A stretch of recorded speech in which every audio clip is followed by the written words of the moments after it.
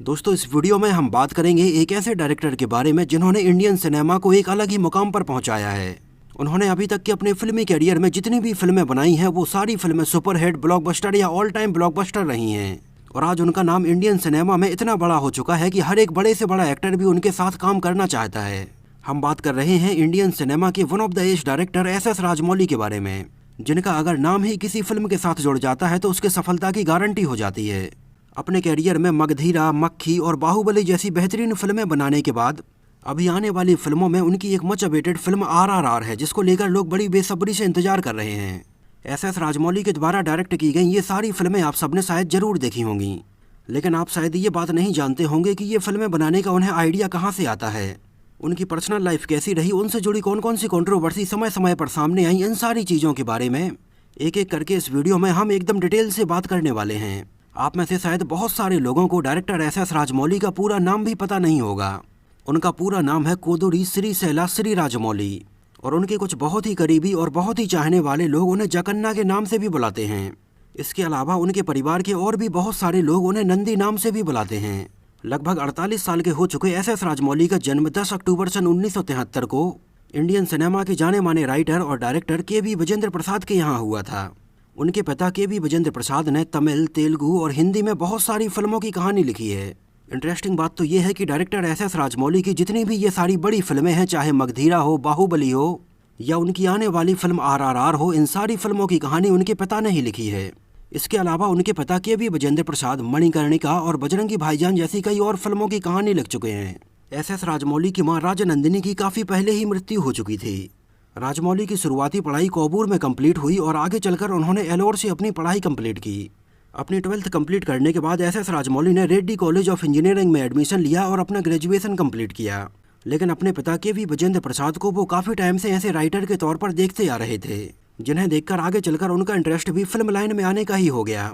और आगे चलकर उनके पिता के.वी. विजेंद्र प्रसाद के दोस्त और जाने माने राइटर और डायरेक्टर के. राघवेंद्र राव ने उन्हें मौका दिया और एस राजमौली ने उनके प्रोडक्शन के तले उस टाइम पर कुछ टीवी एडवर्टाइजमेंट को डायरेक्ट किया। जिन छोटे छोटे एडवर्टाइजमेंट में भी एस राजमौली का काम लोगों ने काफ़ी पसंद किया। आगे चलकर डायरेक्टर एस राजमौली ने टीवी एडवर्टाइजमेंट से थोड़ी ऊपर उठकर के. राघवेंद्र राव के प्रोडक्शन के बैनर तले ही टीवी सीरियल शांति निवासम को डायरेक्ट किया। ये लेट 90s की बात है और उस टाइम पर जब ये टीवी सीरीज टीवी पर आई तो लोगों ने बहुत ज़्यादा पसंद की। आगे चलकर सन 2001 में डायरेक्टर एस राजमौली ने अपने कैरियर की बतौर डायरेक्टर पहली फिल्म स्टूडेंट नंबर 1 को डायरेक्ट किया, जिसको भी के. राघवेंद्र राव ने ही प्रोड्यूस किया था। यहाँ तक कि डायरेक्टर एस राजमौली की इस पहली फिल्म को के. राघवेंद्र राव सुपरवाइज भी कर रहे थे। मतलब एस राजमौली की इस पहली फिल्म को शूट करने में के. राघवेंद्र राव ने उनकी बहुत मदद की।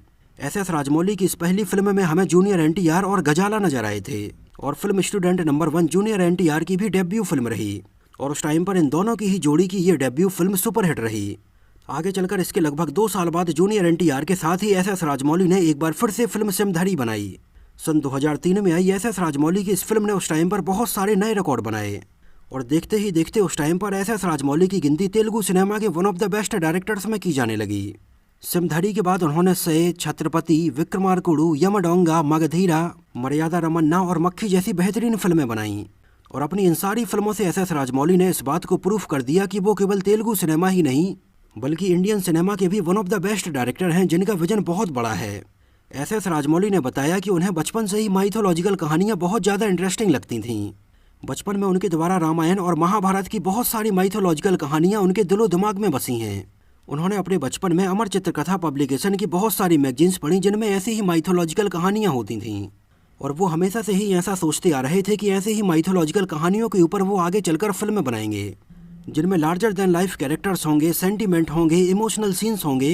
एक्चुअली एस राजमौली अपने कैरियर के स्टार्टिंग में शुरुआत की 2 से 3 फिल्मों के बाद एक माइथोलॉजिकल फिल्म बनाना चाहते थे, जिसके लिए उस टाइम पर उन्होंने अपनी स्क्रिप्ट तैयार की। इसके लिए बहुत सारे स्केचेस भी तैयार किए, जिस फिल्म को वो उस टाइम पर मोहनलाल के साथ बनाने का प्लान कर रहे थे।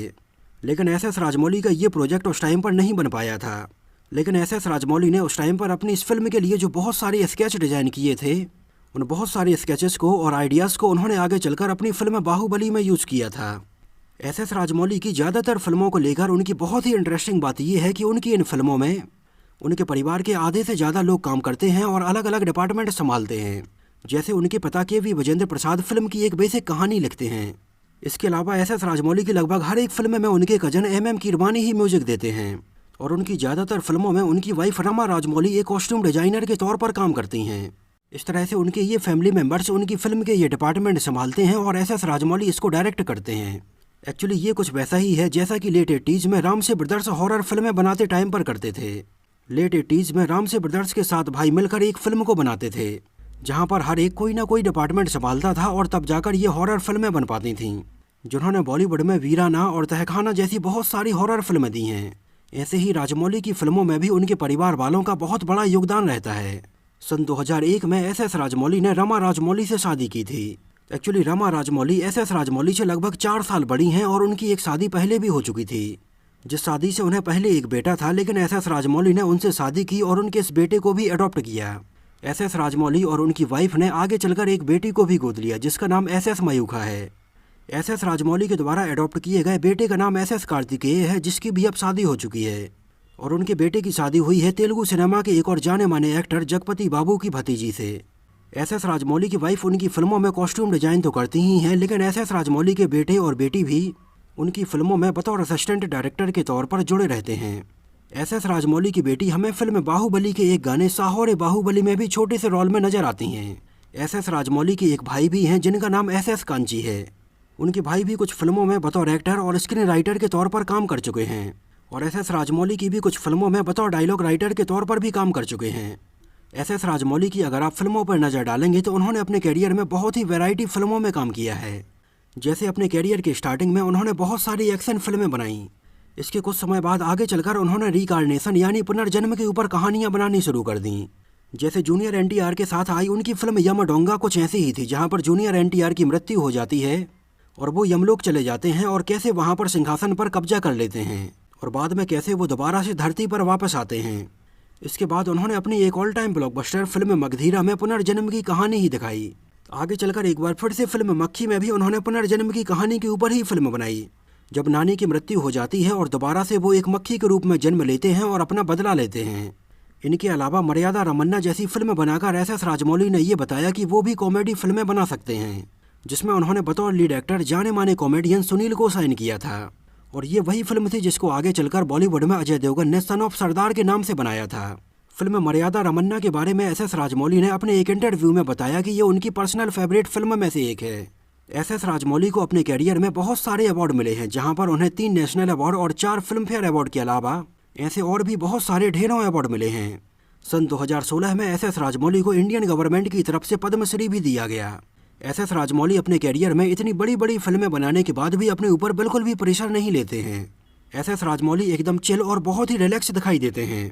यहाँ तक कि सोशल मीडिया प्लेटफॉर्म्स पर भी वो बहुत ज़्यादा एक्टिव रहते हैं और वैसे तो वो हमेशा ज़्यादातर कंट्रोवर्सी से दूर रहते हैं, लेकिन फिर भी समय समय पर उनको लेकर कुछ कंट्रोवर्सी सामने आती रही हैं।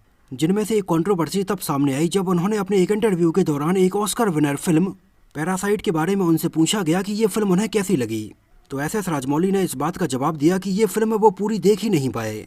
उस टाइम पर फिल्म पैरासाइट को आधा ही देखने के बाद उन्हें नींद आ गई और वो सो गए। उस टाइम पर राजमौली के द्वारा फिल्म पैरासाइट को लेकर ये बयान देने के बाद सोशल मीडिया पर बहुत सारे लोगों ने उन्हें जमकर ट्रोल किया। यहाँ तक कि उन्हें कई यूजर्स ने तो ये तक बोला कि उन्हें शायद अपने जैसे ही मसाला फिल्में पसंद आती हों, इस वजह से शायद पैरासाइट जैसी इतनी रियलिस्टिक फिल्म उन्हें पसंद नहीं आई है। हालांकि बाद में इस बात को कन्फर्म किया गया कि एस.एस. राजमौली ने इस फिल्म को रात में 10 बजे देखना स्टार्ट किया था और फिल्म देखते देखते काफ़ी रात हो गई और दिन भर की थकान होने की वजह से उन्हें नींद आ गई थी। इसके अलावा एस.एस. राजमौली अपने एक और इंटरव्यू में दिए गए बयान के द्वारा चर्चा का विषय बने रहे, जब उन्होंने अपने एक इंटरव्यू में बताया कि पहले उन्होंने फिल्म बाहुबली में शिवगामी देवी के किरदार के लिए श्रीदेवी को अप्रोच किया था, लेकिन उस टाइम पर वो पैसे की ज़्यादा डिमांड कर रही थी। इस वजह से बाद में उन्होंने शिवगामी देवी के इस किरदार में श्रीदेवी की जगह पर राम्या कृष्णन को साइन किया था। हालांकि उस टाइम पर एस.एस. राजमौली के द्वारा श्रीदेवी को लेकर दिए गए इस बयान के बाद श्रीदेवी का भी इस बारे में जवाब आया, जहां पर उन्होंने बोला कि फिल्म के इस किरदार के लिए पैसे की बात तो सामने आई ही नहीं थी और राजमौली उनके बारे में ऐसे कैसे बोल सकते हैं। हालांकि बाद में आगे चलकर राजमौली ने बताया कि उन दोनों के बीच में जो भी हुआ हो, लेकिन उन्हें पब्लिकली इसके बारे में बात नहीं करनी चाहिए थी। और आगे चलकर इसके कुछ टाइम बाद जब श्रीदेवी जी की मृत्यु हुई तो एस.एस. राजमौली ने अपना बहुत शोक प्रकट किया था। इस बात में आज जरा सा भी डाउट नहीं है कि एस.एस. राजमौली आज इंडिया के one of the best directors में से एक हैं। अगर इंडिया में बहुत ही बड़े बजट की फिल्म बनाने की बात होती है तो सबसे पहले डायरेक्टर एस.एस. राजमौली और तमिल सिनेमा के जाने माने डायरेक्टर एस शंकर का नाम ही सबसे पहले सामने आता है।